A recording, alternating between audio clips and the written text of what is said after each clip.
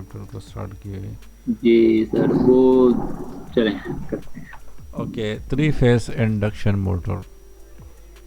जिस तरह हमने पहले मोटर्स पढ़े हैं, तो पहले हमने जो हमारी सप्लाई थी, जो वोल्टेज सप्लाई थी, उसी से हम दोनों को कनेक्शन दे देते।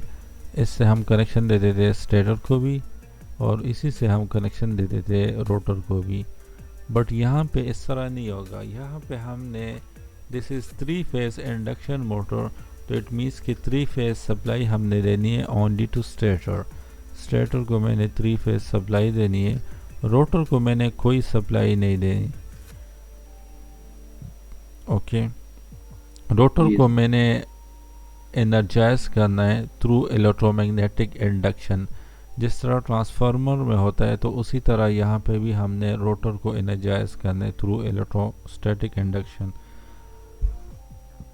यानी there will be no electrical connection between stator and rotor. इनको हम रोटेटिंग ट्रांसफार्मर भी कहते हैं। ओके, ठीक है। यस। तो मोस्टली जहाँ पे भी आप देख लो, लाइक वाटर पंप्स वगैरह, वहाँ पे हम इंडक्शन मोटर यूज़ करते हैं। वो यही इंडक्शन मोटर होते हैं। इनके क्यों यूज़ करते हैं वो लास्ट टाइम मैंने डिस्कस किए थे। उनके फ्यू एडवांटेजेस हैं, उसकी वजह से हम वहाँ पे इंडक्शन मोटर यूज़ करते हैं। सही है। सबसे पहले मेन एडवांटेज तो ये है कि ये चीप है। सही है। जो हमारी सबसे पहली फर्स्ट प्रेफरेंस होती है किसी भी चीज़ को बाय करने के लिए, तो वो इसका ये है कि ये चीप होते हैं। सही है। सर थ्री फेज में बताइएगा, हम सप्लाई देते हैं स्टेटर को, और स्टेटर और रोटर इलेक्ट्रोमैग्नेटिकली कनेक्टेड होते हैं। या जिस तरह ट्रांसफार्मर में प्राइमरी को हम सप्लाई देते हैं और सेकेंडरी साइड को हम इलेक्ट्रोमैग्नेटिक इंडक्शन के थ्रू कपल करते हैं प्राइमरी के साथ, इसमें भी ऐसा ही है। इसमें भी इसी तरह है। इसमें हम थ्री फेज सप्लाई देते हैं स्टेटर को, जिसकी वजह से मैग्नेटिक फील्ड जनरेट हो जाते हैं, और फिर रोटर में हम इंड्यूस करंट प्रोड्यूस हो जाते हैं, जिस तरह हमने प्राइमरी और सेकेंडरी में पढ़ा था। तो उसी इंड्यूस करंट की वजह से एक मैग्नेटिक फील्ड प्रोड्यूस हो जाता है। रोटर में भी एक मैग्नेटिक फील्ड प्रोड्यूस हो जाता है, स्टेटर में भी एक मैग्नेटिक फील्ड होते हैं। तो दोनों एक दूसरे को, फिर स्टेटर के जो मैग्नेटिक फील्ड होता है वो आगे होता है, और रोटर का जो मैग्नेटिक फील्ड होता है उसके पीछे होता है। Like if this is north pole, okay, तो इसका साउथ पोल यहाँ पे होता है, तो ये इसको फॉलो करता है। रोटर जो होते हैं वो मैग्नेटिक फील्ड ऑफ स्टेटर को फॉलो करता है, जिसकी वजह से आपका रोटर फिर रोटेट होता है लाइक दिस। तो रोटर की मैग्नेटिक फील्ड स्टेटर की मैग्नेटिक फील्ड को फॉलो करेगी। Yes, exactly. ठीक है। ये हम और सर डिटेल में अभी पढ़ते हैं आगे, लेकिन ये ठीक है सर, इसी, मैं थोड़ा सा कंसेप्ट ग्रैब जी, कर रहा हूँ। इसी तरह ये प्रिंसिपल इसका इसी तरह है, लेकिन इसमें हम कोई वोल्टेज कनेक्शन नहीं देते रोटर को। ठीक है सर। अच्छा, इसका जो स्टेटर होता है ना, स्टेटर में हमारे पास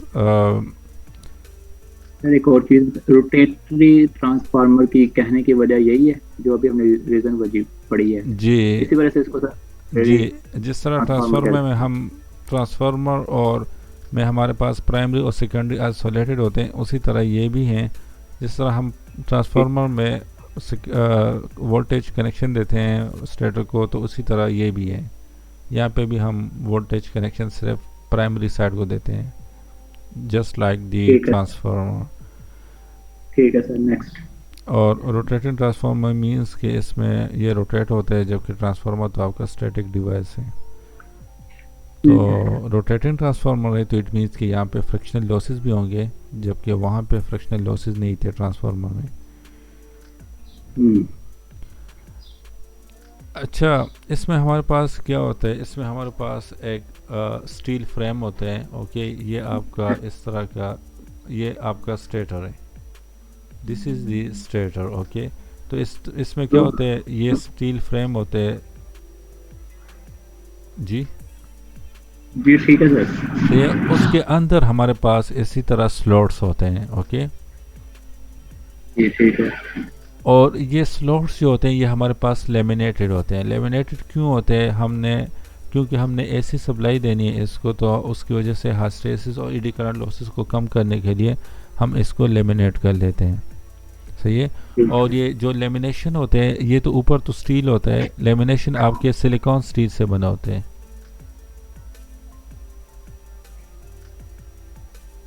सही है। सिलिकॉन स्टील से हम इसलिए बनाते हैं ताकि हमारे पास हिस्टैरिसीस लॉसेस कम हो जाए। एडी करंट लॉसेस को कम करने के लिए हम लेमिनेशन यूज़ कर लेते हैं, फिर लेमिनेट कर लेते हैं ईडी करंट लॉसेस को कम करने के लिए, और ये हिस्टैरिसीस लॉसेस को कम करने के लिए। अच्छा अच्छा, 3 फेज वाइंडिंग जो होते हैं वो इन्हीं स्लॉट्स में हम फिर रख लेते हैं। सही है। इस तरह 3 फेज वाइंडिंग,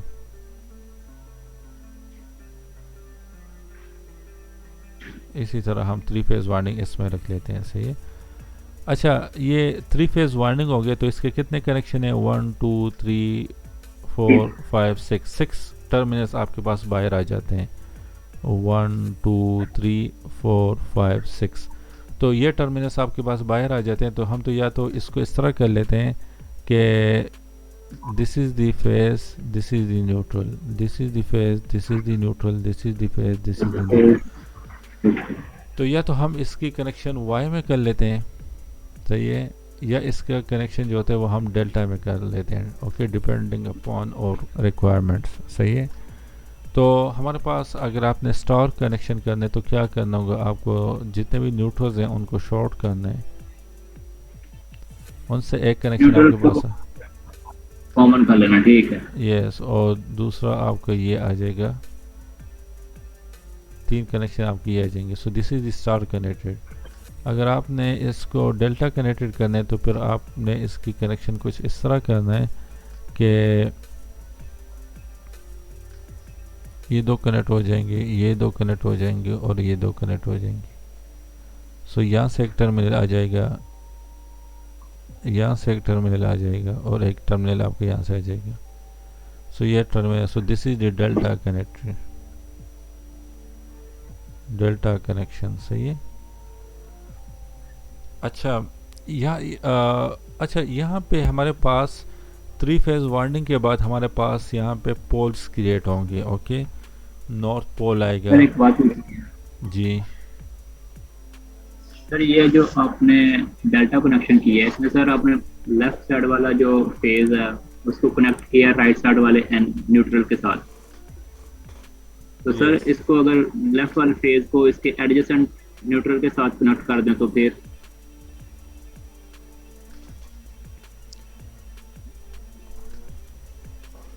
नहीं, इसमें हम इस तरह कर देते हैं कि हमारे पास कोयल्स होते हैं।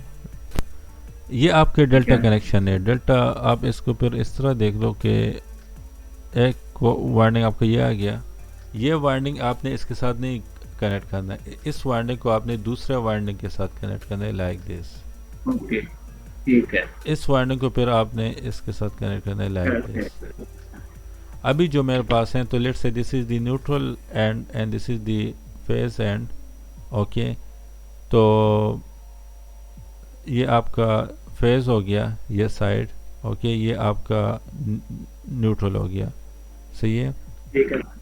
यस, ये आपका फेज हो जाएगा, ये आपका न्यूट्रल हो जाएगा। सही है। ये आपका फेज हो जाएगा, ये आपका न्यूट्रल हो जाएगा। सही है? तो फेज न्यूट्रल कनेक्टेड है, इनसे आपके ये एक टर्मिनल आ जाएगा। फिर neutral phase, neutral phase neutral, ये जो फेज न्यूट्रल, फेज न्यूट्रल, ये आपका एक टर्मिनल ये आ गया, और फेज न्यूट्रल आपका एक टर्मिनल ये आ गया। तो ये आपकी 3 की टर्मिनल आ गया डेल्टा कनेक्शन से। ठीक है। यस। ओके, तो हम जब इस तरह 3 फेज वाइंडिंग कर लेते हैं तो यहाँ पे मेरे पास आ जाता है नॉर्थ पोल, बहुत सारे north south north south north south. वो आपके वाइंडिंग पे डिपेंड करता है कि आप वाइंडिंग किस तरह करते हो। सही है। तो ठीक इस है। तरह पोल्स आ जाते हैं। ये पोल्स जो होते हैं ये डिपेंड करते हैं आपके स्पीड पे, आपके रिक्वायरमेंट पे। सही है, क्योंकि number of pole is equal to 120 F over. तो आपका जो स्पीड होता है वो पोल पे डिपेंड करता है। फ्रिक्वेंसी तो आपकी कांस्टेंट रहेगी because you are living in Pakistan and frequency for Pakistan is 50 hertz. Okay, 50। Yes, ये तो फिक्स हो जाएगी। तो अब मोटर के जो स्पीड होता है वो डिपेंड करता है नंबर ऑफ पोल्स पे। इसी वजह से मार्केट में आप चले जाओ तो आपने इंडक्शन मोटर को बाय करने तो वो आपसे पूछेंगे कि कितने आरपीएम का मोटर आपको चाहिए। सही है, ठीक है। या तो जब आप उनको कह दो कि मुझे 300 आरपीएम का चाहिए तो वो आपको वही स्पेसिफिक मोटर आपको डालेगा जिसमें आपके नंबर ऑफ पोल्स 300 आरपीएम के अकॉर्डिंगली होंगे। ठीक है। सही है, तो 300 आरपीएम के अकॉर्डिंगली मीन्स कि आपके नंबर ऑफ पोल जो होंगे वो आपके 20 होंगे उसमें। सही है,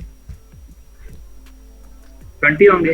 यस, उस स्पेसिफिक मोटर में आपके नंबर ऑफ पोल्स 20 होंगे। आप इसको 20 कर लो और ऊपर फ्रिक्वेंसी 50 हर्ट्ज कर लो और फिर देख लो कि आपका स्पीड कितना आ रहा है।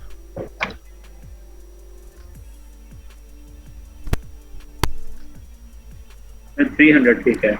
यस, 300। ओके, अच्छा, इसके बाद स्टेटर की तरफ आ जाते हैं, सॉरी रोटर की तरफ आ जाते हैं। तो इंडक्शन मोटर में जो हमारे पास रोटर होते हैं वो तो या तो आपका स्क्विरल गेज रोटर होगा या वॉन टाइप रोटर होगा। सही है, यस। तो हमारे पास इसमें भी उसी तरह हम लेमिनेटेड सिलेंड्रिकल कोर यूज़ करते हैं। ये आपका स्क्विरल गेज रोटर है। सही है, यहाँ इस रोटर में देख लो तो यहाँ पे आपका ये कॉपर बार्स हैं।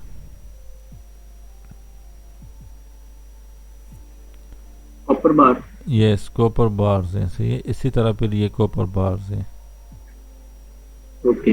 इस तरह ये फिर कॉपर बार्स हैं। इन कॉपर बार्स को हम एंड रिंग के थ्रू शॉर्ट सर्किट कर लेते हैं। सारे कॉपर बार्स को हम एंड रिंग के थ्रू शॉर्ट सर्किट कर लेते हैं लाइक दिस। इसी ठीक तरह है। ये भी आपके शॉर्ट सर्किट हो जाते हैं।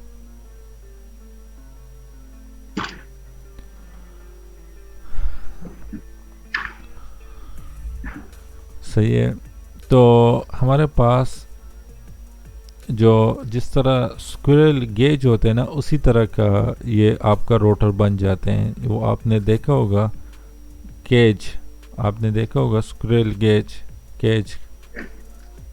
यस, तो उसी तरह ये रोटर भी आपका बन जाते हैं। So that's why this is known as squirrel cage type. देखा होगा आपने कि नहीं देखा?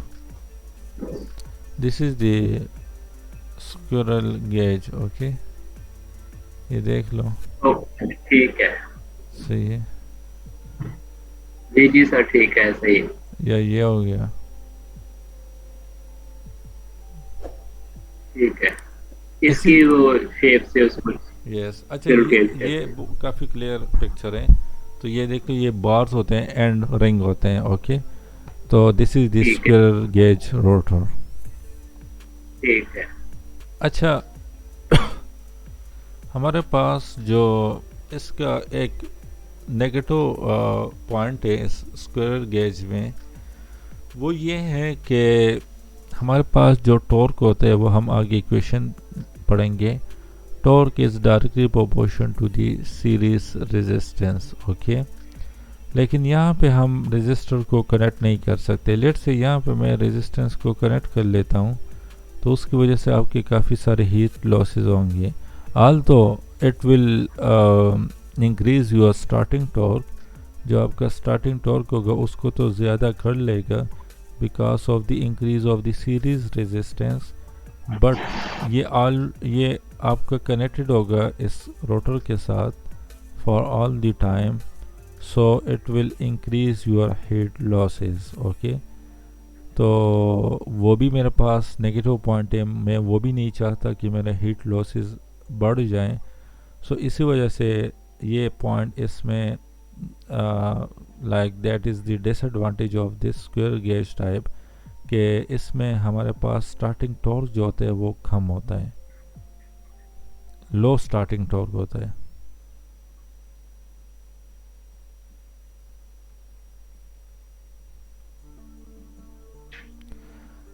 That's why the scientist invented a new type of rotor, that is the Vaughan type rotor. Okay, one type rotor में हम एक्सटर्नल रेजिस्टेंस को connect कर सकते हैं। किस तरह कनेक्ट करते हैं वो हम अभी डिस्कस करते हैं। अच्छा, इसमें भी ये भी हमारे पास लेमिनेटेड सिलेंड्रिकल कोर होता है, दिस रोटर। ओके, ये तो एक तो हमने डिस्कस कर लिया, अब इसकी बारी आ गई। सो दिस रोटर, ये भी आपका सिलेंड्रिकल टाइप रोटर है, सही है, एज यू कैन सी। और इसमें हम इस तरह कर लेते हैं कि जो स्क्विरल गेज रोटर था वहाँ पे तो हम कोई 3 फेज वाइंडिंग वहाँ पे हम नहीं करते थे, जबकि वॉन टाइप रोटर में हम 3 फेज वाइंडिंग करते हैं। जिस तरह हमने स्टेटर में वाइंडिंग किया था उसी तरह हम यहाँ पे भी वाइंडिंग कर लेते हैं, 3 फेज वाइंडिंग करते हैं, सही है। ठीक है। यस, और जो मोस्टली ये वाइंडिंग जो होता है ये आपका स्टार वाइंडिंग होता है, वाई कनेक्टेड कनेक्शंस होते हैं वाइंडिंग के। वाई कनेक्शन मींस 6 टर्मिनल्स आ जाएंगे 3 फेज में, तो एक आपका शॉर्ट हो जाएगा। फिर वाई को स्टार कनेक्टर भी कहते हैं। यस,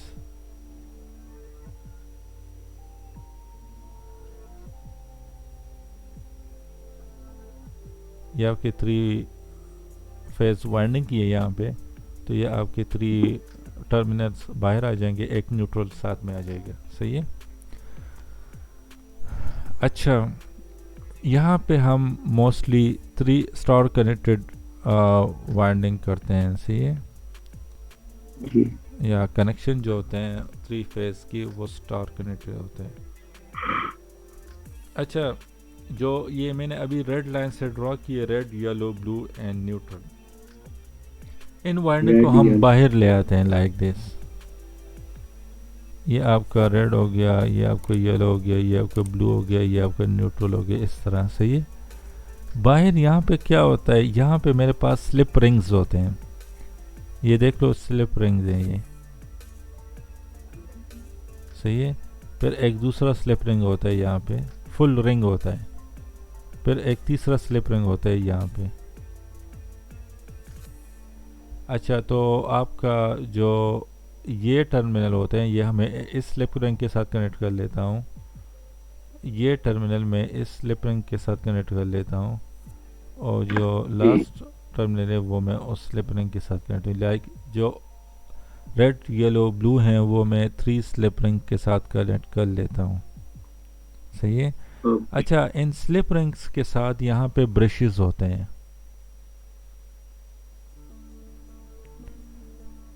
जब आपका रोटर रोटेट होगा तो ये स्लिप रिंग भी रोटेट होंगे, लेकिन ब्रश आपके फिक्स रहेंगे, तो ब्रश जो होते हैं वो स्लिप रिंग के ऊपर स्लाइड करेंगे। ओके, ये जब रोटेट होंगे तो ये ऊपर स्लाइड करेंगे इस तरह,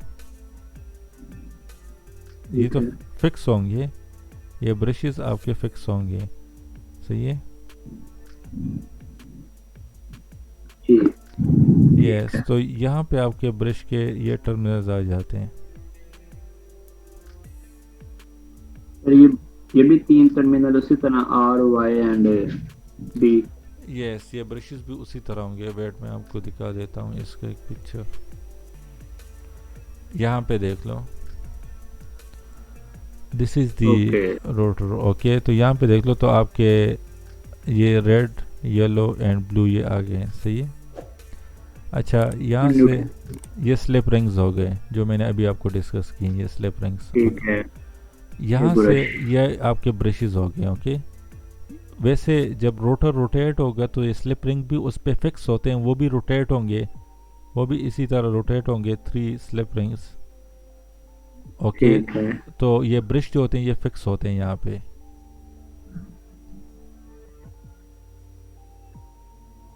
ये ब्रश आपके ठीक। फिक्स होते हैं तो ये ऊपर स्लाइड करते हैं, जब ये रोटेट होता है तो ये ब्रश उसके ऊपर स्लाइड करते हैं इस तरह। तो यहाँ पे न्यूट्रल नहीं नजर आ रहा मुझे। न्यूट्रल तो इन्होंने उसके साथ कनेक्ट करी, शाफ्ट के साथ, वो तो जो होता है उसका न्यूट्रल के साथ वो कनेक्ट हो जाता है। वो तो न्यूट्रल शाफ्ट आप के साथ कहीं कनेक्ट। वो तो आप कहीं पे भी कनेक्शन दे दो न्यूट्रल का, वो तो कोई बात नहीं है। जिस तरह फॉर एग्जांपल नॉर्मल भी जिस तरह आप कहीं पे भी काम करते हो तो न्यूट्रल हम या कार में फॉर एग्जांपल आपकी गाड़ी में कुछ, तो न्यूट्रल हम कहीं पे भी देते हैं, कार की बॉडी के साथ न्यूट्रल को अटैच कर लेते हैं। ठीक है, ठीक है, तो सही इसी हो तरह गया। इन्होंने न्यूट्रल को शाफ्ट के साथ बस अटैच कर लिए हैं। ठीक है सर। अच्छा, यहाँ पे देख लो, तो यहाँ पे आपका ये रेजिस्टेंस के साथ, ब्रश के बाद ये रेजिस्टेंस के साथ कनेक्ट है, इसको हम रियोस्टेट भी कहते हैं। ओके, तो इसमें क्या होता है कि स्टार्टिंग में क्या होता है, ये नीचे आ जाते हैं। सर इसका मतलब रेजिस्टेंस बढ़ जाती है। यस, रेजिस्टेंस बढ़ जाती हैं। रेजिस्टेंस कितनी बढ़ेगी, इतना रेजिस्टेंस बढ़ गया, फिर ये यहाँ पे आ जाता है, फिर ये रेजिस्टेंस आ गया, फिर यहाँ पे आ गया, फिर ये रेजिस्टेंस आ गया। सही है। जी ठीक है। अगर ये स्क्विरल गेज होगा तो स्क्विरल गेज में क्या होता है, ये तीनों शॉर्ट सर्किट होते हैं। यहाँ पे भी हम तीनों को शॉर्ट सर्किट करना चाहिए यहाँ पे, but because as torque depend on the starting resistance, torque depend on the series resistance, your starting torque depend on the series resistance, तो मुझे resistance को increase करना पड़ेगा, because then your starting torque will get increase. If you increase the resistance then starting torque will get increase. अगर इन तीनों terminal को आप यहाँ पे शॉर्ट सर्किट कर लो तो फिर आपका जो टॉर्क होगा वो हाई नहीं होगा, स्टार्टिंग टॉर्क कम हो जाएगा। सो दैट्स वाई मैं ये इस तरह का कनेक्शन बना लेता हूँ कि ब्रश के साथ मैं यहाँ पे रियोस्टेट को कनेक्ट कर लेता हूँ। तो इससे क्या होगा कि स्टार्ट में क्या हो जाएगा, ये नीचे की तरफ आएगा, ये प्लग नीचे की तरफ आएगा तो रेजिस्टेंस इंक्रीज हो जाएगा, तो सारे वायर शॉर्ट सर्किट हो जाएंगे बट विद सम रेजिस्टेंस। ये 3 वायर्स है ना, तो अब क्या हो जाएंगे, ये रेजिस्टेंस इसमें ऐड हो गया, यहाँ पे भी रेजिस्टेंस इसमें आ जाएगा, यहाँ पे भी रेजिस्टेंस इसमें आ जाएगा। शॉर्ट सर्किट है ना उस वजह से। ठीक है। यस, तो यहाँ पे शॉर्ट सर्किट करने की बजाय मैं यहाँ पे शॉर्ट सर्किट कर रहा हूँ but also adding some sort of resistance. ठीक है। सही है।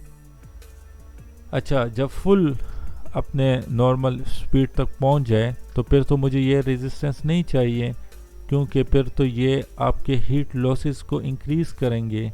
सो फिर मुझे इन रेजिस्टेंस को ज़ीरो करना चाहिए। तो फिर क्या हो जाएगा, ये ऊपर की तरफ जब नॉर्मल स्पीड तक पहुंच जाए तो ये ऊपर की तरफ पुश हो जाता है। जब ऊपर की तरफ पुश हो जाए तो ये टर्मिनल यहाँ पे आ जाएगा, इसी तरह ये टर्मिनल आपको ऊपर आ जाएगा, ये टर्मिनल भी ऊपर आ जाएगा।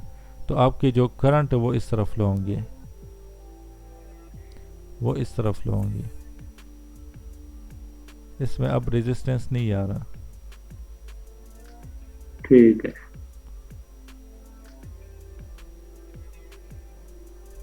सही है। सर इसमें अब करंट इंक्रीज हो जाएगा।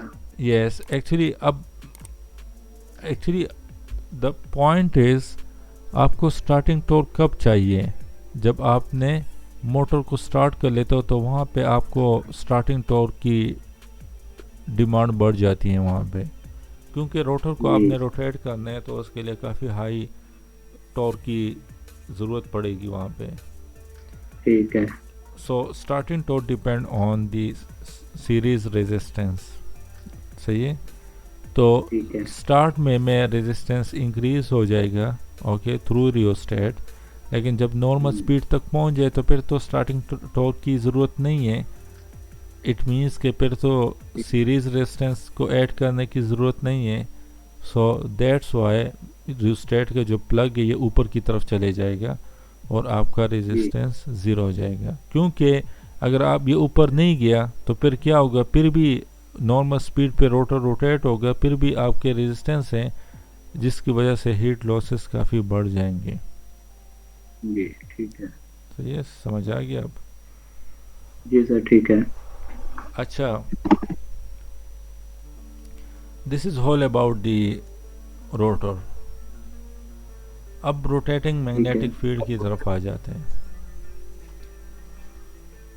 अच्छा, जब थ्री फेज स्टेटर में मेरे पास थ्री फेज वाइंडिंग है, ओके, और जब मैं थ्री फेज सप्लाई स्टेटर को दे देता हूँ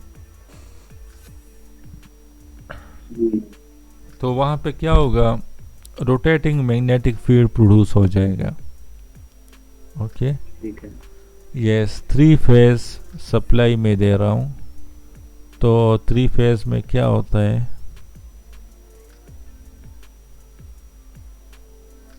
अच्छा ये आपका थ्री फेज कर्व बन जाएगा लाइक दिस। ओके, अच्छा तो यहाँ पे क्या होगा,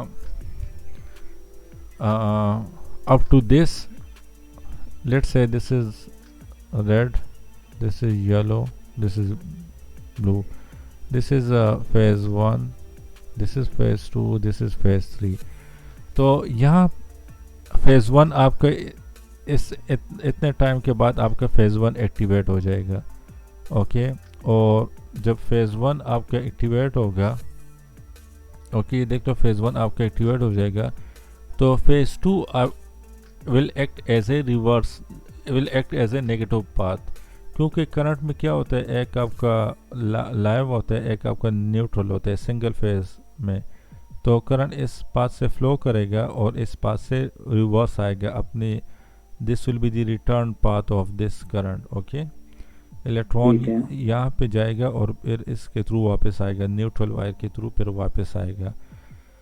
तो यहाँ पे इलेक्ट्रॉन जाएगा तो फर्स्ट फेज आपका एक्टिवेट हो जाएगा और ये करंट इसमें फ्लो होगा लाइक दिस, और यहाँ से यहाँ तक return path y, phase 2 will act as a return path up to this, then phase 3 will act as a return path up to this। Okay. उसके बाद phase 3 रिटर्न पाथ कंटिन्यू रखेगा और जो करंट है वो किस में स्विच हो जाएगा, वो फेज़ 2 में स्विच हो जाएगा। फेज़ 1 की जगह अब फेज़ 2 में वो स्विच हो जाएगा और फेज़ 2 में फ्लो करेगा। सो फेज़ 2 में अब फ्लो करेगा और रिटर्न पाथ कौन सा होगा, phase 3 will act as a return path. Okay, यहाँ पे देख लो, up to this phase 3 will act as a return path. इसके बाद फिर कौन सा, phase 1 will act as a return path. So उसके बाद phase 1 will act as a return path और फेज़ 2 में करंट फ्लो करेगा लाइक दिस। ओके सर मुझे जो रिटर्न पाथ है ना उसमें किस तरह आप स्विच कर रहे हैं उसकी नहीं समझ आ रही। यहाँ पे मैक्सिमम पॉइंट ये यहाँ पे स्विच हो रहा है, तो इसी तरह यहाँ पे भी स्विच हो रहा है। रिटर्न पाथ आपका फेज 3 में स्विच हो रहा है, उसी तरह जितना स्विच हो रहा है, ठीक है उसमें, ठीक है जिस तरह ऊपर स्विच हो रहा है नीचे भी वैसे ही स्विच हो रहा है। यस। अच्छा, ठीक है। फेज 2 में करंट जा रहा है like this, then after this point phase 2 continue रहेगा और फेज 1 में आपका will act as return path. Okay, ठीक है। उसके बाद इसी तरह कंटिन्यू रहेगा और phase 3 will act as a will act for the current path and reverse path will be phase 1 continue रहेगा up to this point, फिर phase 2 हो जाएगा। ओके, अच्छा तो phase 1 for some interval of time phase 1 will act, the current flowing in phase 1 is in this direction for some interval of time। okay, like it will act as a north for some interval of time, क्योंकि current आपका out आ रहे हैं rotor से।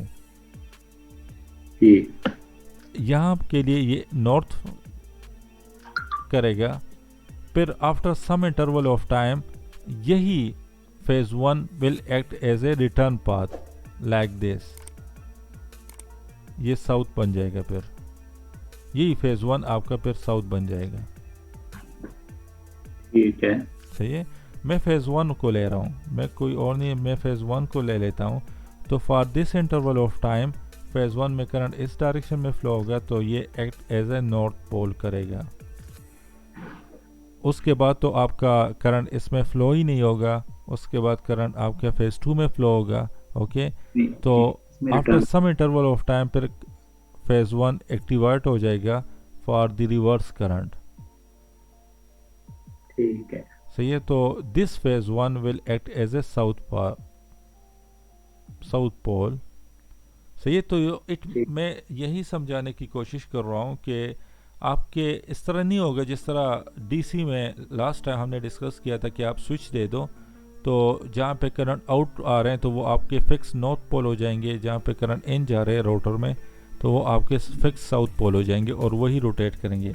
यहाँ पे क्या होगा, यहाँ पे ये स्विच होगा, ये for some interval of time ये आपका नॉर्थ होगा, फिर for some interval of time ये आपका साउथ में स्विच हो जाएगा, फिर नॉर्थ में स्विच हो ठीक। जाएगा, फिर साउथ में स्विच हो जाएगा। तो इट मीन्स कि आपका ये आपका स्टेटर है। सही है। सही है। तो यहाँ पे मैंने वायरिंग की है, ये आपका फेज़ वन है, लेट से ये आपका फेज़ टू है और ये आपका फेज़ थ्री है।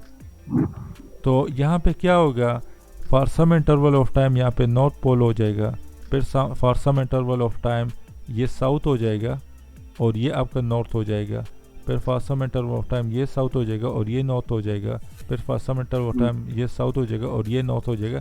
तो इस तरह ये नॉर्थ रोटेट होगा। सही। सही है। So that's why this is your rotating magnetic field, we called it as a rotating magnetic field. Okay. ठीक है। सही है। अच्छा, अब ये रोटेट होगा नॉर्थ पोल, इसका स्पीड क्या होगा? ओके, तो वो जी। स्पीड हम इस फार्मूले से फाइंड कर सकते हैं। ठीक है। ये रोटेटिंग स्पीड क्या होगा स्टेटर का, ये रोटेटिंग मैग्नेटिक फील्ड का स्पीड क्या होगा? That is equal to 120 F by P. Okay, वो उसको हम सैंक्रोनस स्पीड भी कहते हैं। ठीक है।